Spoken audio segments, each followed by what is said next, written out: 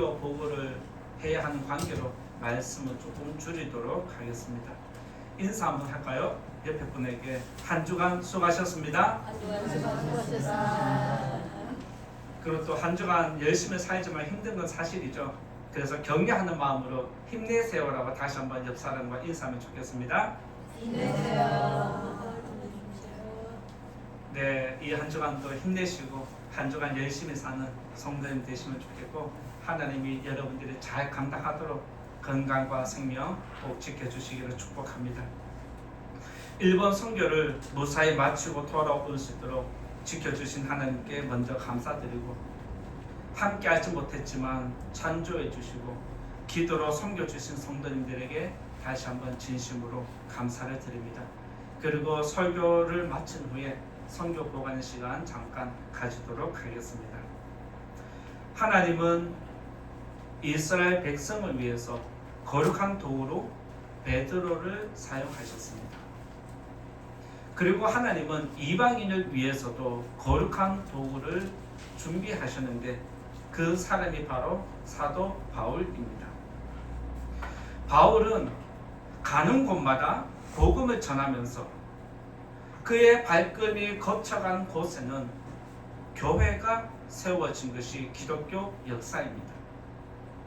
그가 많은 교회를 세우고 복음을 전하긴 했지만 해외에서 복음을 전하는 것이 결코 쉬운 것은 아닙니다. 그가 가는 곳에는 복음을 방해하는 세력이 항상 존재했다는 것을 우리가 알 수 있고, 심한 경우에는 사도 바울이 가는 곳마다 따라다니면서 복음을 방해하는 것도 있었음을 성경이 기록해 놓았습니다. 이처럼 복음을 전하는 것은 쉽지 않습니다. 그럼에도 사도 바울은 복음을 주저하는데 주저하지 않았습니다. 오히려 죽음이 오고 환난이 오고 핍박이 와도 오히려 더 강하게 자신의 삶을 헌신하는 것이 그의 사역이었습니다. 그의 희생이 있었기에 아시아에 여러 교회가 세워지고 유럽에도 교회가 세워지면서 복음이 전 세계로 확산되는 아름다운 도구가 되었습니다. 바울은 생명을 포기하면서 복음을 전해왔습니다. 그런데 하나님은 어느 순간에 바울이 사역을 못하도록, 전도를 못하도록 그를 막으셨습니다. 하나님 나라를 위해서 자신의 일생을 바치는데 하나님은 이제 그만하라고 막으셨습니다. 왜 그러셨을까요? 그 내용이 오늘 말씀에 기록되어 있는데, 하나님께서 사도 바울의 사역을 막은 이유가 무엇인지 잠깐 말씀드리고자 합니다. 첫 번째 말씀드릴 것은 성령께서 막으신다라고 말씀드리고자 합니다. 첫 번째 말씀드릴 것은 건너와서 돌아라. 첫 번째는 성령께서 막으신다는 내용인데 6절과 7절을 한번 읽어보겠습니다. 6절과 7절 같이 읽어봅니다. 시작. 성령이 아시아에서 말씀을 전하지 못하게 하시거늘 그들이 부르기아와 갈라디아 땅으로 다녀가 무시아 앞에 이르러 비두니아로 가고자 애쓰되 예수의 영이 허락하지 아니하시는지라. 6절에도 아시아에서 말씀을 전하지 못하게 막았다라는 내용이 있고, 7절 뒤에 보면 비두니아로 가고자 하는데, 아시아 지역 또 다른 지역으로 가고자 하는데 예수의 영이 허락하지 않았다라고 그렇게 성령께서 그의 사역을 막는 모습이 나타납니다. 왜 하나님은 그의 선교를 막으셨을까요? 이것은 사도 바울에게 선교를 하지 말라는 것이 아닙니다. 하나님께서 선교의 방향을 돌리는 것이었습니다. 바울은 복음을 전하기 위해서 최선을 다했지만 계속해서 막히자 하나님이 나에게 원하는 것이 있나라고 묵상하기 시작했습니다. 그때 하나님은 사도 바울이 전혀 생각지도 못한 곳으로 방향을 돌리십니다. 아시아에서 복음을 전하지 말고 유럽으로 건너가라는 것이 하나님의 뜻이었습니다. 이처럼 우리도 교회 일을 하다 보면 생각지 못한 변수가 종종 일어나기 마련입니다. 그리고 내 생각과 내 계획은 이런데 막히는 일들이 한 번씩 일어납니다. 그때 우리들은 당황해하고 마음대로 안 되면 화가 일어나기 시작합니다. 교회뿐만 아니라 여러분들의 인생에도 이런 일들이 많이 일어납니다. 여러분의 생각이 있고 계획이 있는데 생각과 계획대로 잘 되면 좋겠지만 막힐 때가 있습니다. 그때 여러분들은 어떤 마음이 일어나십니까? 그때 여러분들의 마음은 속이 상하고 화가 일어나고 너무 당황스러워서 우왕좌왕하는 것이 일반적인 모습입니다.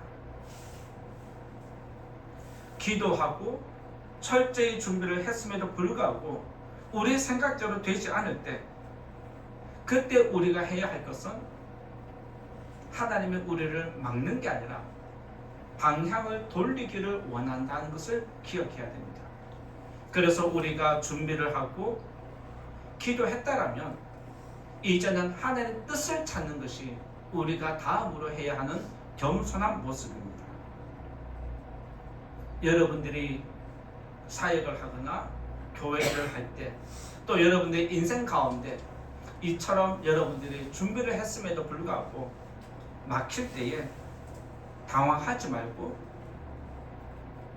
내 뜻을 하나님 앞에 가지고 가서 우선은 다 내려놓으셔야 됩니다. 하나님 앞에 다 내려놓은 다음에 하나님, 내가 이런 계획을 세웠는데 안 되는데 어떻게 하기를 원하십니까? 라고 하면서 자신의 인생을 드리고 내 계획을 주님 앞에 맡기는 그것이 바로 우리의 믿음 생활입니다. 내 입장에서 보면 막히는 것 같지만 하나님 입장에서 보면 방향을 살짝 돌리는 것뿐입니다. 우리가 그것을 미처 깨닫지 못하고 보지 못하는 것 차이뿐입니다. 하나님의 뜻을 나에게 맞출 것이 아니라 나를 하나님께 맞추는 것이 바로 우리의 믿음 생활입니다.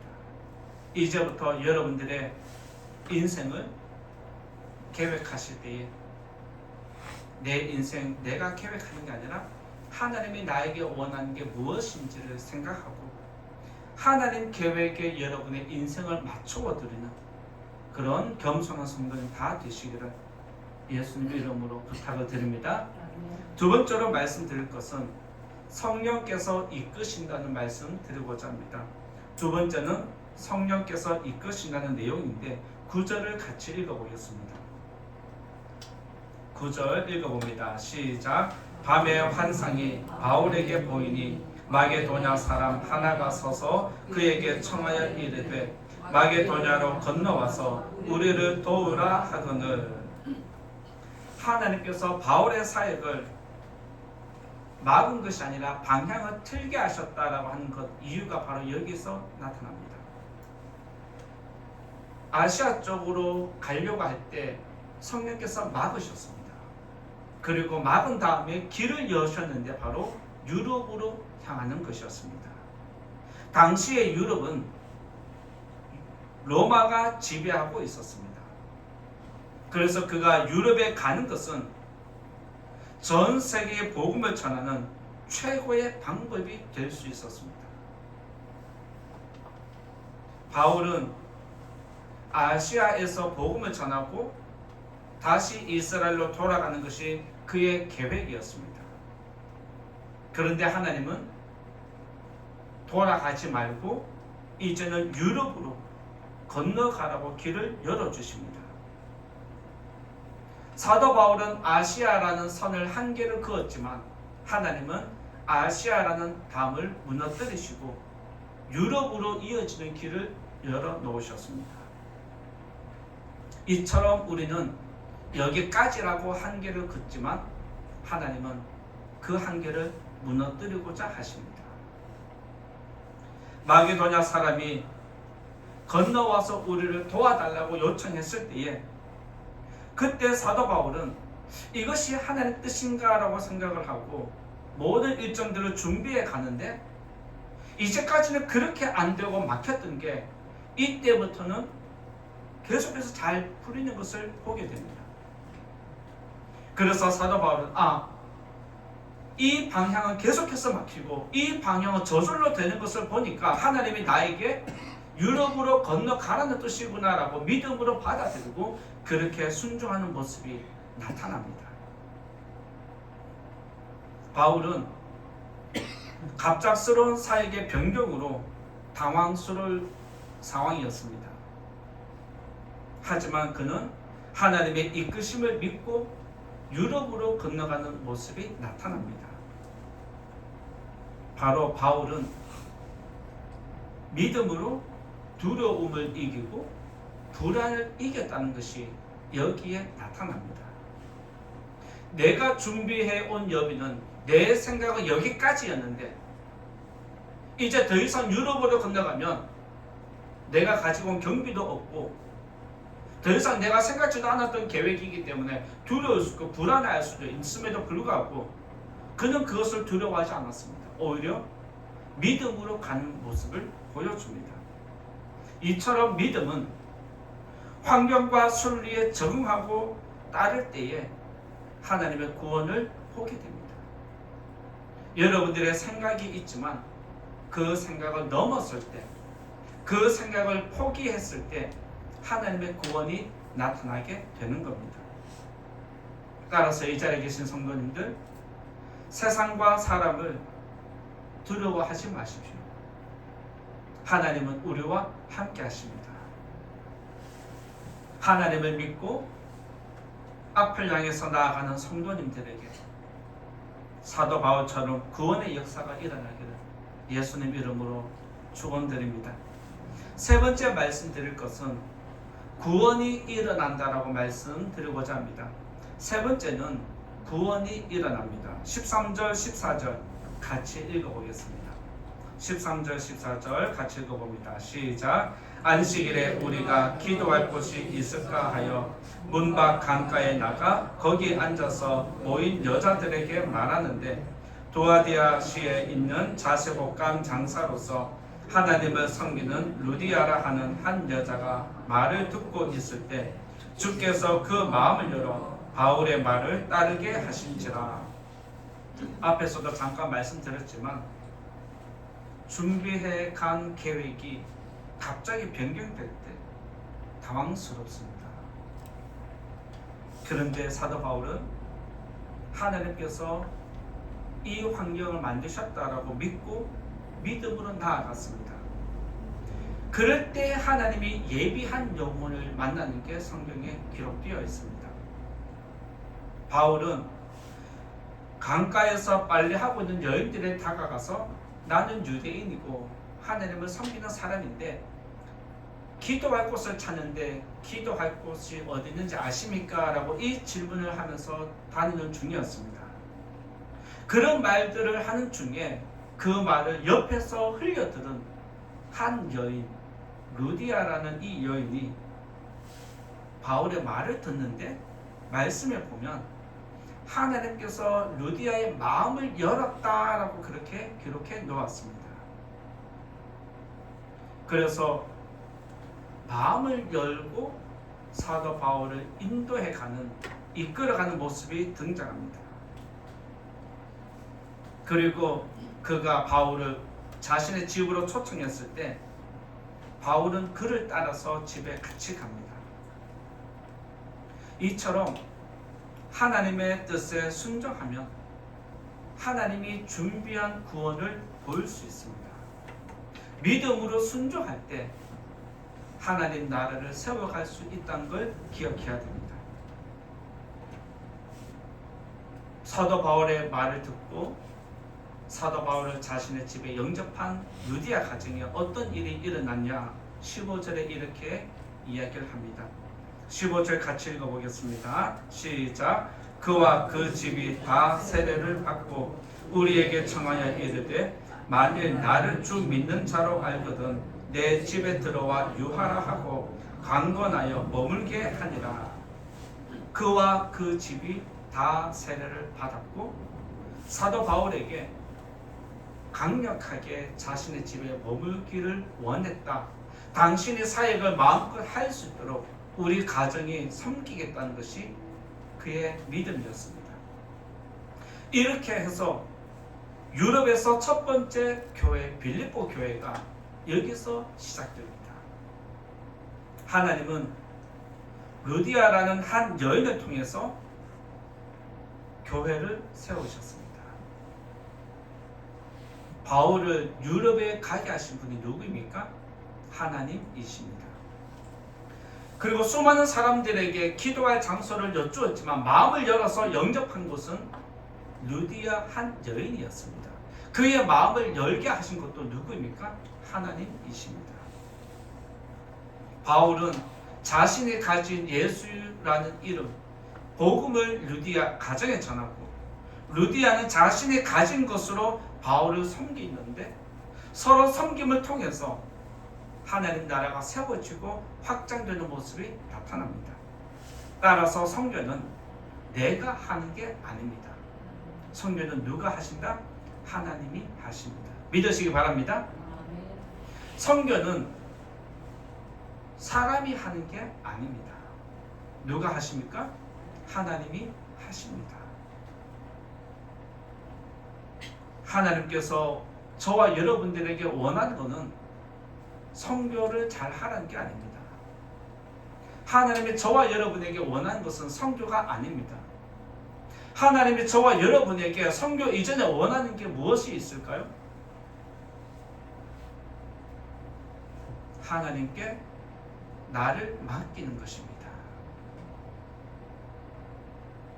하나님께서 우리에게 원하는 것은 나를 원하시는 겁니다. 나를 드리라는 것입니다. 하나님께서 참 행복한 교회와 성도님들을 거룩한 도구로 사용해 주시기를 예수님 이름으로 축원드립니다. 이제 결론의 말씀 드리고자 합니다. 성교는 내가 하는 게 아닙니다.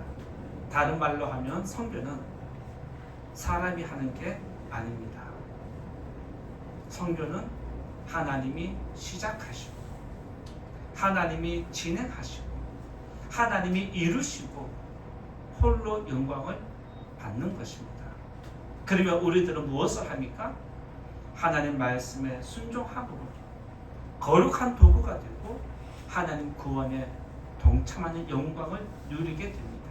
믿으시기 바랍니다. 믿음을 지키고 교회를 세워가는 성도님들에게 하나님의 영광이 함께 하시기를 원합니다. 우리 교회는 작지만 강합니다. 믿습니까? 우리 교회는 부족하지만 넉넉합니다. 믿으시기 바랍니다. 저는 지금까지 이런 교회를 지향해 왔습니다.